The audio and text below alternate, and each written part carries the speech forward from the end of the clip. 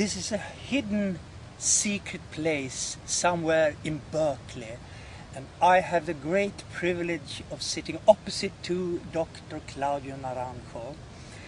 This is magic, and this is something I have been dreaming about for so many years, since I have read all your books and so on.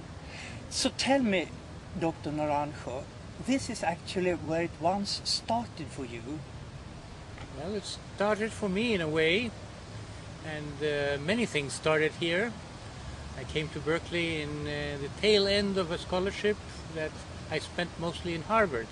And then somebody invited me to come to see what was done in IPAR, Institute of Personality Assessment and Research.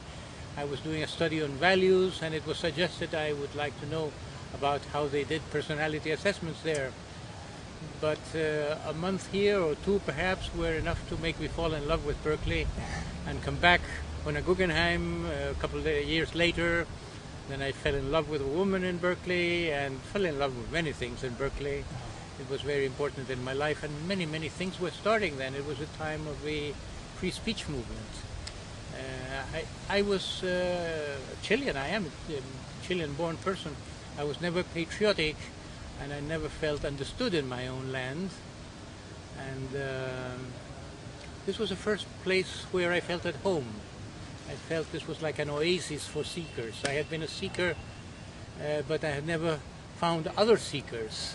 And this was a massive place of seekers, a gathering of seekers. So you decided quite immediately that this is actually the place for you to work and live? I felt at home. I felt very drawn to the place. There were many people who had been to Japan and come back. The place was filled with Zen gossip, stories about people experiencing things in Japan. And I was very much interested in Zen training myself. In the end, I didn't go to Japan. I didn't even go to spend time at the Zen monastery. I was initiated to meditation by Suzuki Roshi. It was a great opportunity, but I never chose the monastic life with the alternative of Berkeley so near. I preferred a less regulated life, and I guess I preferred more a shamanistic way of following my nose day by day, rather than fitting into a structured discipline. It was such a rich place that that option faded out in the course of time. But you did have a background in psychotherapy and as a psychiatrist too in Chile. And I remember having read your book, The Healing Journey. I was very much impressed by the things you talked about. For instance, feeling enhancers was something very new and exciting to me. It fell on me. It was a kind of good luck that I discovered that kind of substances, of which the best known today is the so-called ecstasy, MDMA. And now they have changed the name. Some people speak of entactogens, some speak of empathogens, which to me are very mystifying names, and they want to sound scientific. I would call them feeling optimizers, optimizing in the sense of this awareness feeling, but this awareness brings in a coming of feelings into place. The optimization of feeling ends in love, in the experience of love, but it begins with the awareness of pain.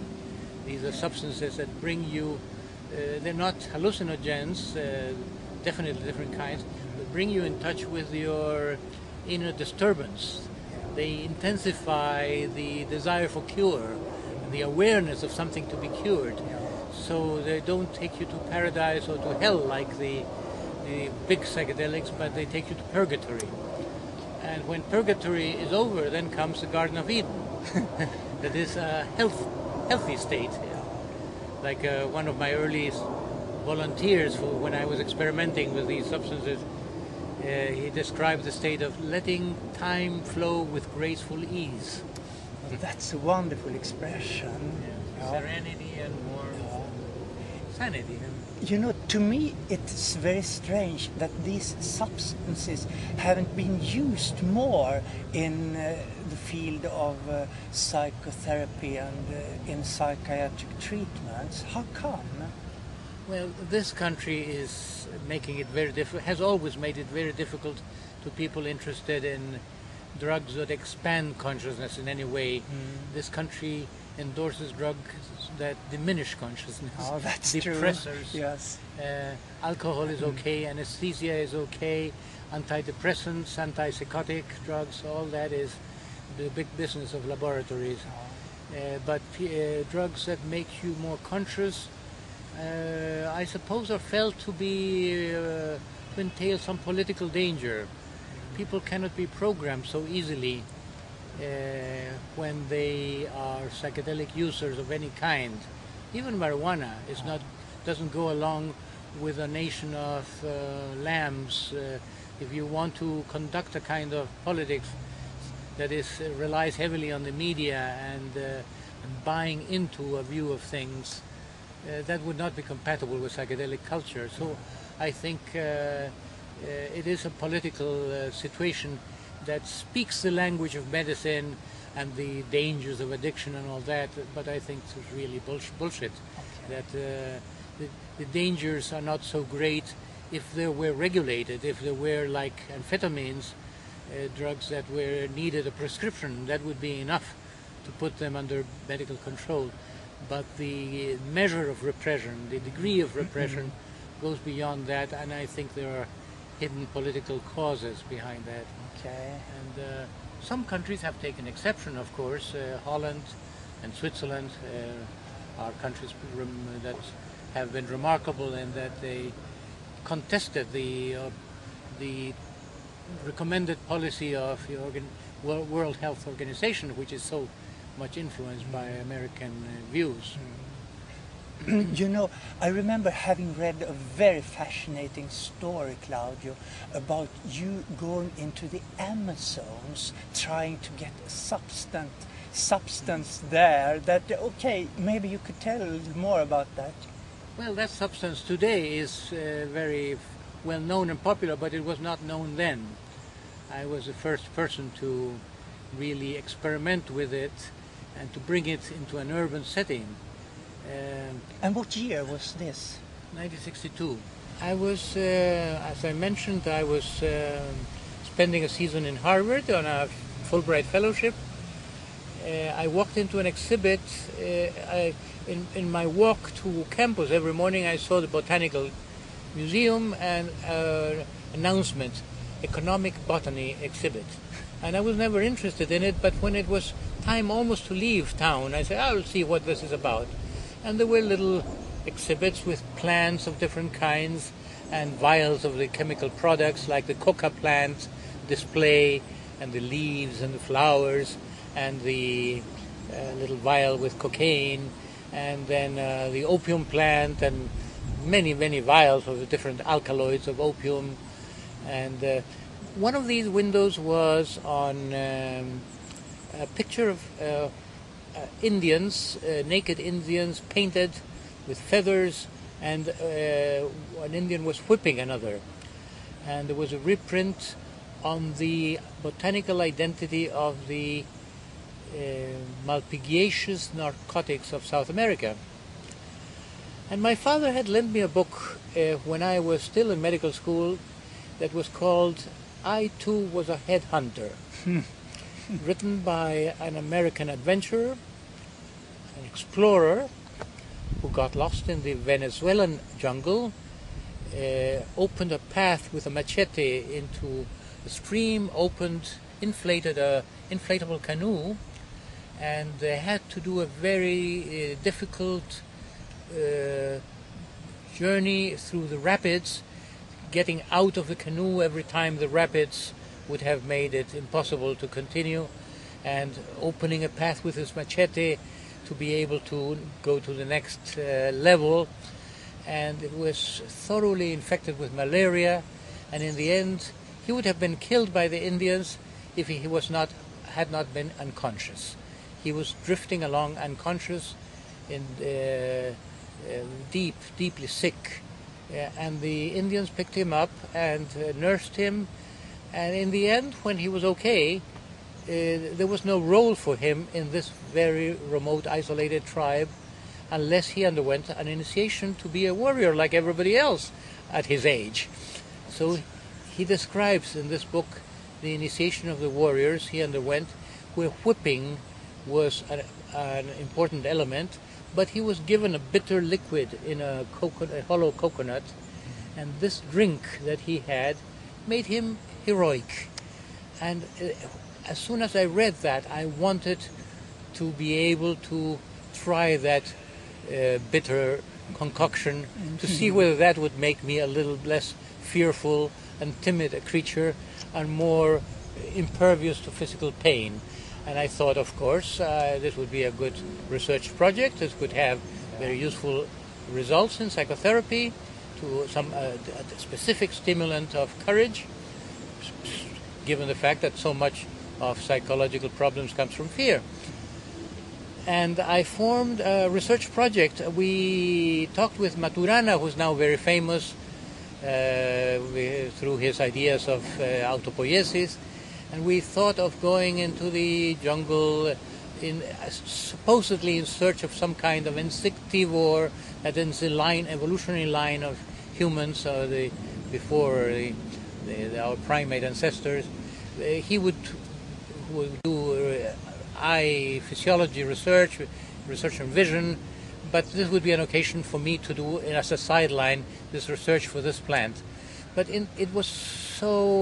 information was so scanty and it was such a dangerous proposition, given the fact that Indians that I knew used this were headhunters. So in the end I gave it up. I was too lazy about it, got involved in other things. Years passed until I saw this picture and I saw this publication. So I talked to the librarian at the museum.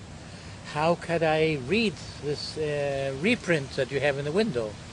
And she saw my level of interest was such, I was so serious about it, I was so passionate about wanting to know more, that she said, I think you should talk about this with museum curator, who happens to be the author of this reprint, Dr. Schultes.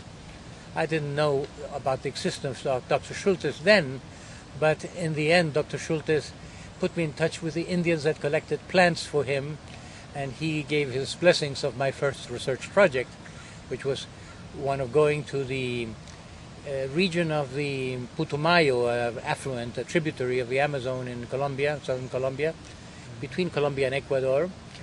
And I collected plants and I collected information about Yahe. But did you go there all by yourself, or did you have friends with you? Or... I had one friend who was the head programmer here in the computer center, Geo Wiederholt. Okay. Wiederholt. He was just an adventurer. We met at a Berkely party. He said, wherever you go, I want to go too. And once he heard me talk about this project, and I was very happy, and it was a very fortunate thing that he came along. He was a very practical person and a very good sense of orientation in the jungle and in the open air too. I would have gotten lost a few times if it were not for him.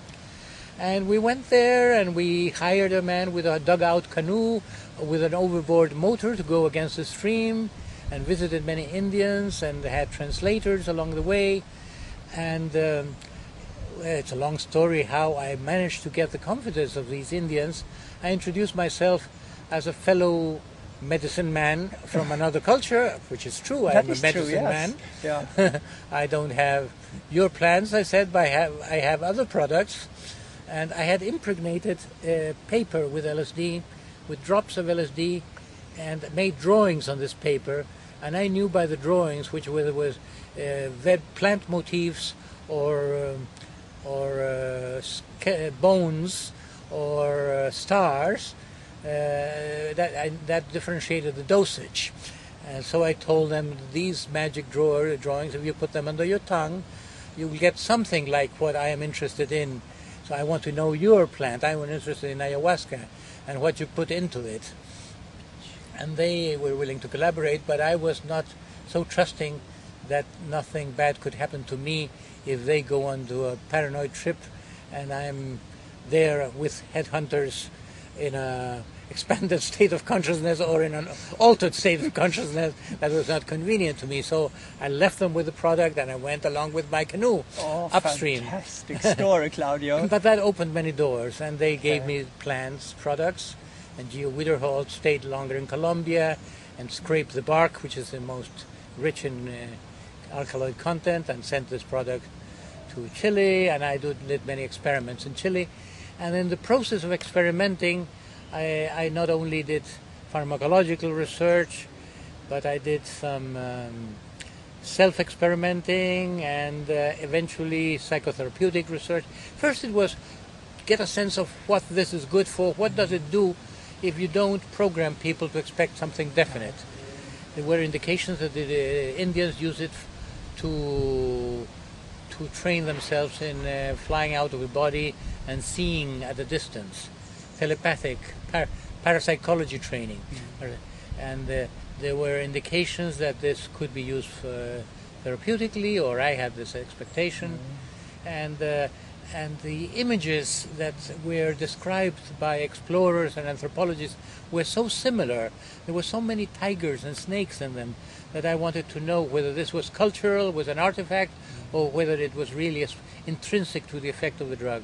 And actually people who didn't know anything about what they were taken, but only you are being a volunteer for using an experimental subject that will do things to your mind that we don't know about, but I can guarantee that it's going to be safe, and it lasts maybe about 6 hours. Knowing only that, many people saw tigers, jaguars, and snakes.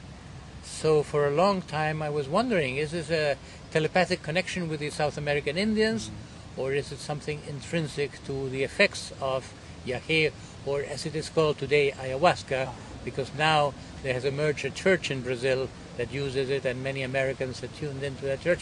Actually, I'm invited by that church sometimes in Brazil to conduct sessions there. I'm recognized as a sort of somebody who has an equivalence with their priests.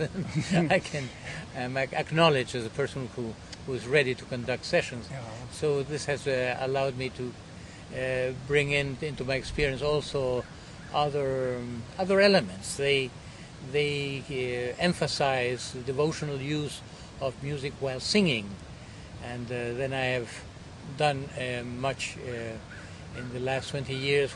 When I go to Brazil, even though my psychedelic explorer life has been in parentheses, because in this country I wouldn't do anything against the law, being a naturalized citizen, especially.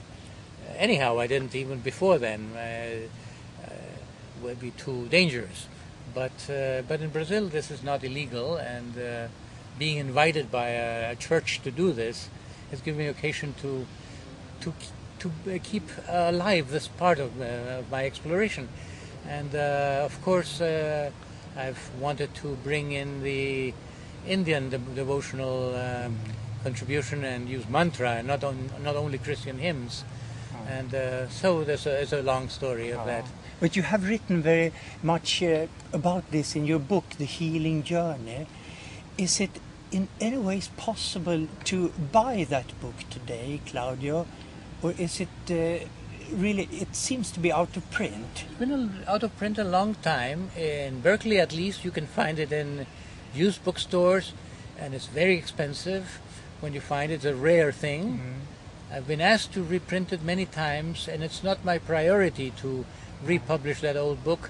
I would prefer to publish new things, even in that field, because I've written so much that I have not published, and so my priority is to get new books out first. Another of your books that made a very great impact on me when I was studying psychology, that is your book on meditation, which I found quite extraordinary. When did your interest in meditation awoke, Claudio? You did meet some, I guess, very interesting gurus who taught you. Well, throughout my life I've had gurus in each great tradition. I was lucky enough to have teachings from the disciple of the last Taoist patriarch, for instance, or from a very gifted tantric teacher in India. I concentrated on Buddhism in the end. I've had teachings from many of the great Tibetans, and in the end, my most influential influence on my own practice has been Buddhist, even though what started me was a Sufi teacher. What opened me, but what took care of my needs after being opened was mostly Tibetan Buddhism. But the beginning of my writing a book, the first stimulus was an invitation from a man called John Mann, who was a sociologist and also a disciple of Rudy, a man called Rudy in New York, who was a disciple of Muktananda's teacher. What's his name? I forget now, strangely. It was a great guru that Muktananda always referred to. And I feel I got some direct transmission through John Mann, some energy transmission. It's the first time I started getting shivers in meditation. Talking about meditation, Claudio, what is the essence? How would you describe meditation to somebody who has no idea about it? There are different ways of doing it, depending on what levels of meditation you're dealing with. First approximation is the practice of stepping beyond your ego in the simplest situation, which is not the situation of relating to the world or relating to other people. That's too complicated. The ego is the only thing we have. We have habits of relation built on that. But while sitting alone, the condition of one's mind is normally one beclouded with ego. We are so to say, possessed by mind parasites. We each have our specific kind of mind parasite. Some people are too vain and they're always trying to be somebody. Even when they're in silent alone, they're upholding their great image and having internal dialogues with themselves to be somebody. And other people are too shy and they're inhibited, and even by sitting by themselves they're shrinking and not letting themselves really be there and occupy their space. So there are ways of dealing subtly with the mind. In a way, there are different men exercises in relinquishing ego control. But the deepest level of meditation is recognizing who you really are. And that recognition of who am I or what am I goes beyond the individual level, amounts to the same thing as what is the essence of existence, or what is the core of reality. So I would say the gist of meditation is wisdom. The ultimate purpose of meditation is an understanding of the teachings, understanding of that which all the teachings of the different traditions are about. Is meditation, Claudio, something you turn to when you get older and want to get some perspective on your life, or is it possible even for young people, you think, to benefit from meditation? People today seem to be very restless and doing all kinds of things at the same time. Would you suggest that, for instance, a 14, 15-year-old boy or girl could benefit from meditation? And how would that come to be? How would you suggest them to start? Well, this is a very interesting question for many reasons. One is that, in fact, when we are old, we become yogis whether we like it or not. If yoga is doing without certain things, is austerity, not being supported in applause, not being supported in entertainment, not being supported in recognition, but preparing for the ultimate journey beyond this life, then senility is a kind of spontaneous yoga, where everything is taken away from us and we have to deal with being empty. And some people use their old age to grow. Other people are not ready to use it because they have wasted too much their life before. The problem with the meditation in youth in an earlier life is motivation. If motivation is there, which involves a need for some culture of what is the purpose of meditation, I think it would be very important. At least one could expect from meditation to be a cure for TV addiction. Yeah. Today people don't have patience for anything. People can't sit still. People can't attend to the content of anybody's words for too long because they want something happening. They need to be fed. This addiction to stimulation is a TV-created situation, and it's very detrimental. There's I think a decadence in culture due to that the diminishing attention span of people. So meditation begins with concentration, begins with the ability to just be there, focus your mind on something. If this should be taught in schools, for instance, to children today, I think it would be very important. How would you suggest it should well, be? I have a very specific plan for that. You do? That's interesting. Let's hear about it. I have been invited now to go and talk at a university in Brazil about the idea of bringing meditation to the curriculum. And since I have a special theory of meditation that spells out the dimensions of meditation, the components of meditation, which are not completely independent, but are something like aspects that converge in a single experience that is, without being complex, is multifaceted at the same time. Like you could say the ultimate achievement in meditation brings you to a condition of love, self-love and love of others. It's like the sun shining on everything.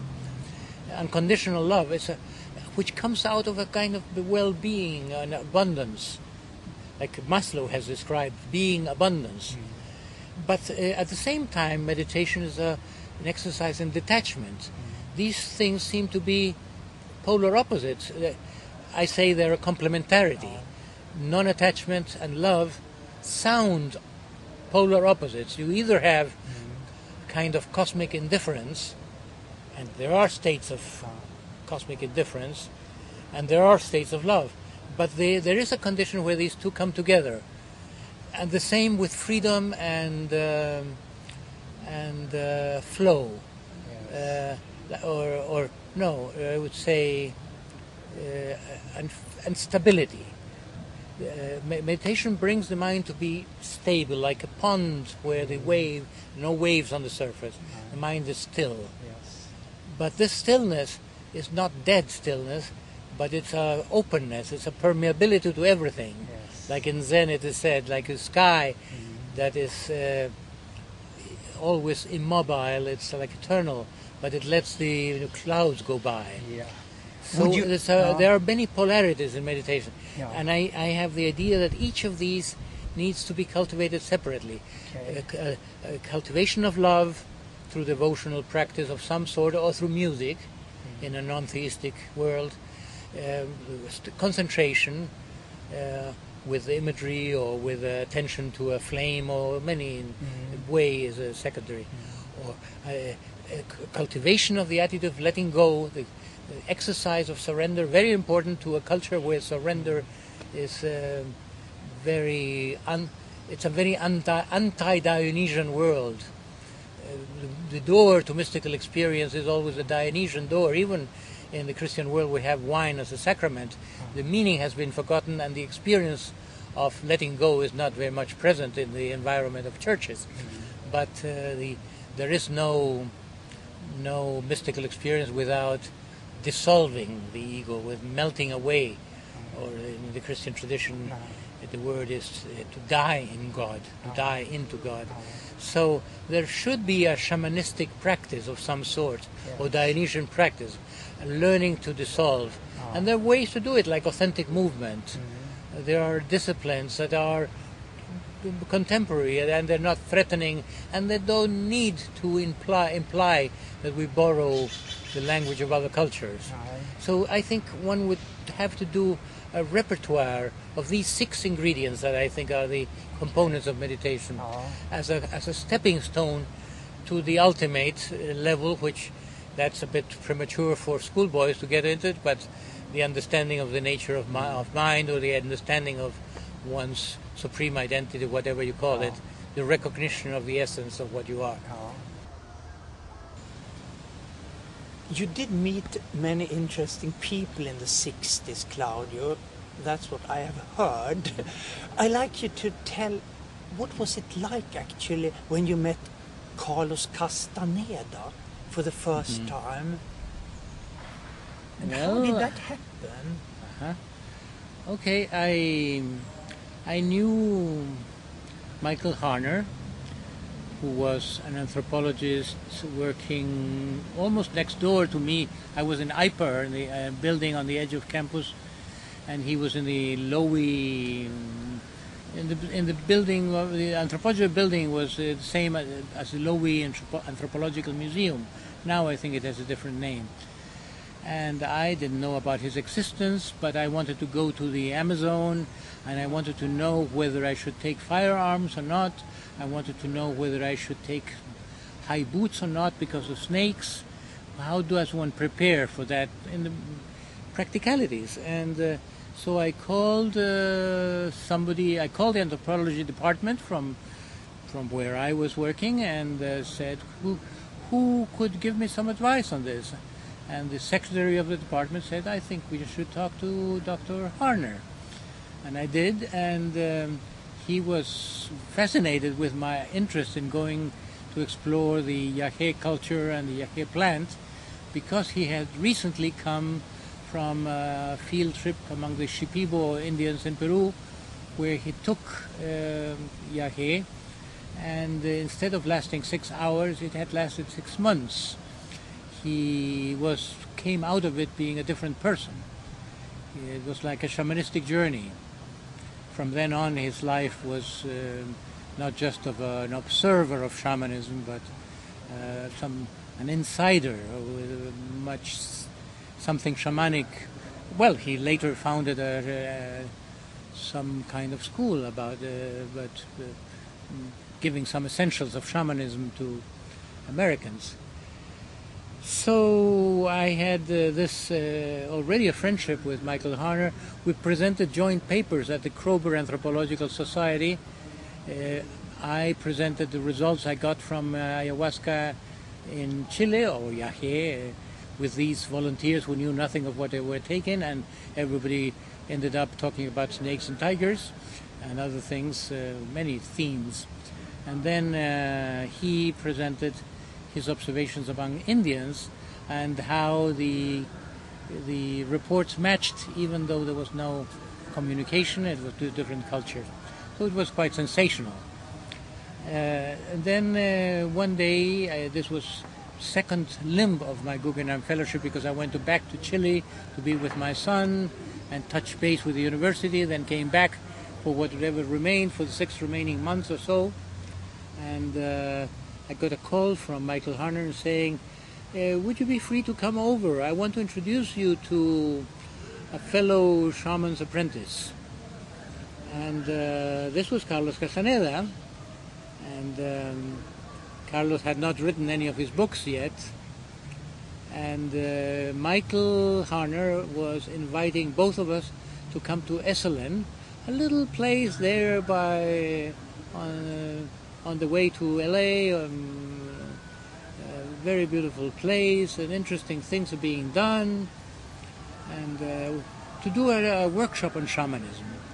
And he had invited a shamaness, a Pomo Indian healer, and some student of anthropology who had an Indian background and a shaman's apprenticeship behind him also.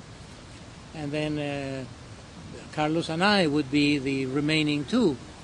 And we both identified very much with the role of shaman's apprentices. And I was an impoverished Chilean, not student exactly. I was already a medical doctor working for the anthropology department in medical school there, but I was in very low salary, and the Guggenheim paid me $300 a month to be here. And so I didn't have a car, and Carlos drove me to Esselen. And that was the beginning of a friendship, this long 3 to 4 hour long conversation. We exchanged the stories of our lives and our present interests. And when we came to Esselen, we walked together to the door of what is called the big house in Esselen, the older building. And there was a moment of hesitation to knock at the door. We didn't even get to knock at the door. In that moment, the door opened from the inside, and out walks, with a white sweater, a bearded fellow with a no-nonsense expression. That was Fritz Perls. And he introduced himself, and we introduced each other. And I told Dr. Perls that I had read his famous book of the 50s, and I wanted to know whether he had written anything new from then. And he said, I don't feel great compassion for humanity. And a very interesting answer, because it implied the only real reason for writing a book would be having a desire to be helpful. So it was the beginning of, just as I had learned to, I made an acquaintance with Carlos was such an influence in my life, and because I was to be the person closest to him in those years, he felt that he didn't have anybody who was so much a fellow seeker with whom to share his adventures, even though I was in a parallel path. Yet immediately after, I come into contact with Fritz Perls, and that was another important California acquaintance. But something happened at that conference, I have heard. Something that had to do with Carlos and Fritz Perls.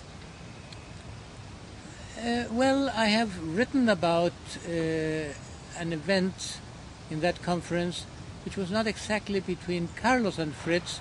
It was between the shamaness, the Pomo Indian the woman, who was very much challenged by Fritz. Fritz wanted to know what was the meaning of that snake in her dream, and she didn't quite live up to his expectation, because Fritz was aware that the snake is a symbol of healing, it's connected to medicine and healing, and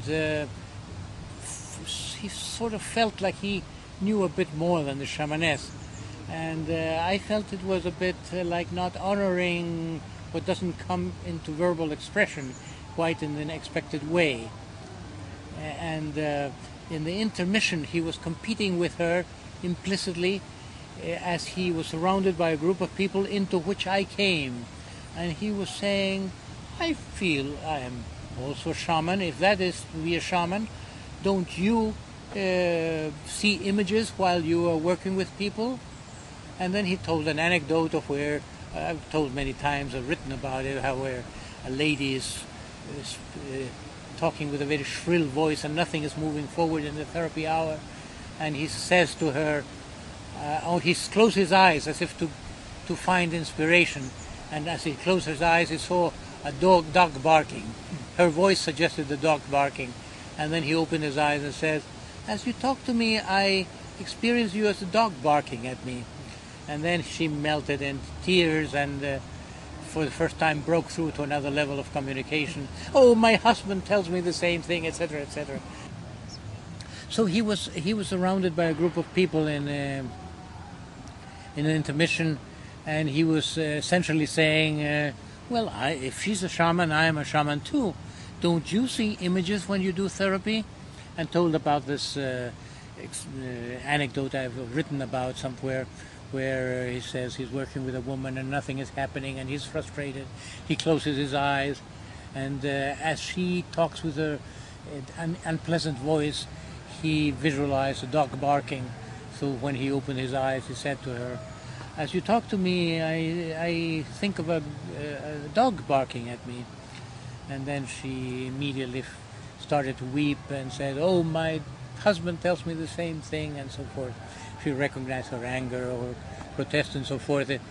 something started moving, and I felt very admiring for his ability to contact his intuition through images in this way and not get sucked into the outer situation. So, did Carlos Castaneda on that occasion talk anything to you about Don Juan? oh yes, he had the experiences that came to be part of his first book, and he actually invited me to co-author that first book, and I didn't because I got absorbed in the one quest instead. But he did not only tell me, but he that was his contribution to the workshop. He talked about a number of the passages that we now find in the early books, the teachings of Don Juan. And then when there was a book review in the American Psychic Society or Psychic Research Society, apparently he recommended that I be the reviewer of the book. I was a reviewer of that book.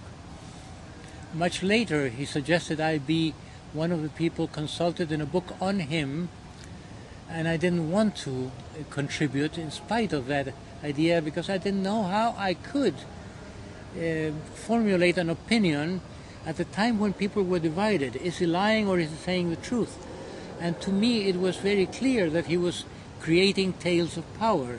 He was saying things that were not literally truth, but were truth producing, that were, if you take them to be truth, that opens your mind for some things to happen. By the way, Claudio, Tales of Power, that book has a very fascinating story going with it. You were helping Castaneda with some translations and giving him some suggestions about certain things in the book. You even had the manuscript, I've heard from somebody. Yeah, no, I didn't give him suggestions. He brought me the manuscript one day after a long time I had not seen him, and he said that before giving it to the publisher, I would like your opinion. Okay. And I was busy that day. I left it on top of my bed, went out. I don't remember what I was doing that day, but it was a very strange happening. I had just put in a cat door in one of my doors, in my back door, because I had recently acquired a cat, or my girlfriend had, and my house was by a stream in the backyard, not without some relation with Castaneda. My preference to have a stream next to the house, and I did some exercises there. But through the stream came a little animal. I hope I remember the name of this kind of animal, which is like masked like a thief with very... A raccoon. A raccoon. A raccoon came into the house through that. And the raccoon stole the manuscript. And there was a tug of war between my girlfriend and the raccoon. And she recovered the manuscript except the first page. And so when I came that night, I found what the raccoon had done. And he had inspected my drawers and broken many pencils. No, had broken the pencil that I was using that day, not the others.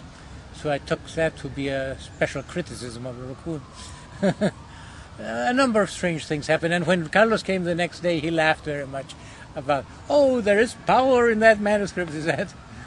But then I told him that I thought this image of dissolving, as being thrown into the abyss, that was a very wonderful way of spelling out an inner experience. And he did not appreciate my comment. He said, oh, that's what everybody says. You don't know the power of the Aztecs. You don't know how the Indians have gone in their magic beyond anything white man knows. I think he later conceded, not with me, but with others, that it was an expression of an altered state of consciousness, but at that time he was not ready to go public with anything other than the position in the books. I think he served his message so much that he had to sever communication with his friends or make the communication limited. He could not spell out his total secret. You also met Muktananda in those days. Yes. That was much later. That was not in the springtime of my journey, but in the fall of my journey. I had gone through a great, it was a new birth. It was a spiritual birth. And that was within the time with Ichazo, not in this country, but back in Chile. But then after that, I was getting rid of my school. I taught for a while and shared whatever light was coming through me, and that was a very seminal time. And then withdrew. I became a bit was like the wasteland myth in mythology, you know, the King Arthur and other myths, the dark night of the soul, so to say, at the Muktananda time. And he was very welcoming. He treated me like a friend, not like a disciple. He wanted me to visit all the time, and he wanted to drive home that he was my friend. And sometimes had himself photographed with me, and this is to make it. Once he had me sit in his throne next to him, and so I felt very warmed up by him and supported at a time when I was not feeling so good. I felt I had lost whatever spiritual attainment I had reaped. So you visited him in his ashram? In his ashram, days. Yes, which was very near here. And then there were innumerable miraculous events that Muktananda. He was a master of miracles. And I am so sorry I didn't write them up at the time. But I can tell one because it would be so amusing, entertaining, and instructive too. I remember saying, I wonder what will happen to me this time. I hadn't come to visit him in a long time, but a friend of mine said, would you introduce me to Muktananda? So I stood in line with the people waiting for a blessing, introduced my friend, who was Dr. Soskin, professor of psychology in campus, very near the place where we're sitting right now. And Muktananda said, what are you doing here? As if I didn't have to be there any longer. And then I waited for some time for my friend to be ready to leave. And at the moment I was leaving, and somebody approaches and says, you don't remember me, but I want to introduce myself. I'm so-and-so, and we met in such and such. I didn't remember at all seeing him. And he said to me, anytime you need anything, please have me in mind. And I should have said first that I had deliberately thought, every time I come here something extraordinary happens. I wonder if this is going to be the case again, because now I feel not only so far from Muktananda after he had been gone back to India and come back, I had not contacted him. I felt I was going through a kind of blasphemous stage in life.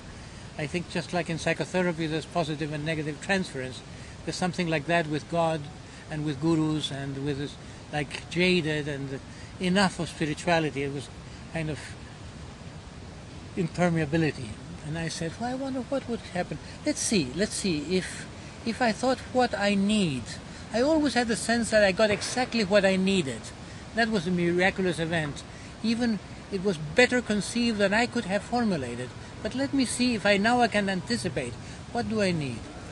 And I couldn't come up with anything significant except that I was so much wanting somebody to help me unload a very heavy rug I had in a van that I had borrowed. I had bought a rug for 11 meters long, 11 yards long, and it was extremely heavy to unload from that van. Didn't know how I would do it, especially it was the place where you met me many years ago when you came from Sweden to meet Alan Watts and myself by the way. Then it was very difficult to carry down to that door that you perhaps remember. So I said to this man who was offering help, would you consider helping with the rug, with unloading a rug? Of course, can I bring my friend along? So two people came home, and they did such an expert job, not only in unloading the rug, but installing it, and they got knives from I don't know where, special knives, and they cut the material that should go under the rug very expertly, until I said something, but how come you are such experts? Oh, didn't you know we are professionals?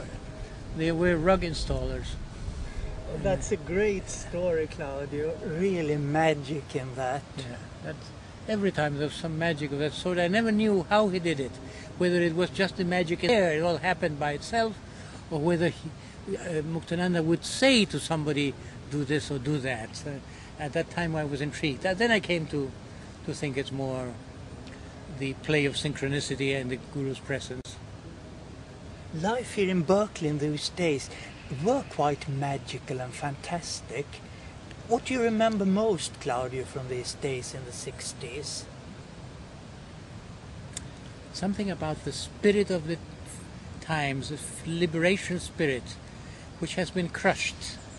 It's a time that, out of which came civil rights movements, ecology, activism, feminism, but youth movement. Free speech was just a pretext for the freedom of expression, of individual expression. It was the hippie spirit that had two consequences. One in the direction of politics, the other in justice, the other in direction of the therapeutic and the spiritual. And that was very alive. Then it became imitation. It was the soup of the soup of the soup of the duck, more diluted, more commercialized, and the politicians have been able to crush and to criminalize the youth on occasion of psychedelics, to get the people who then had the vigor to speak out for awareness of what was wrong in the world. It's the first time that there were many people who saw the wrongness of the system. Then I think the politicians were able to control that through the media and make it all sound good and just and fair, and we know what we're doing, and we're persecuting the bad people, and we're doing the best we can to make this the best of countries in the world. But I think at the time it was not a spirit of revolution. It was just stepping out of the system and seeing it with humor and being free from it, and inviting others to step out of it too, to be more autonomous and independent.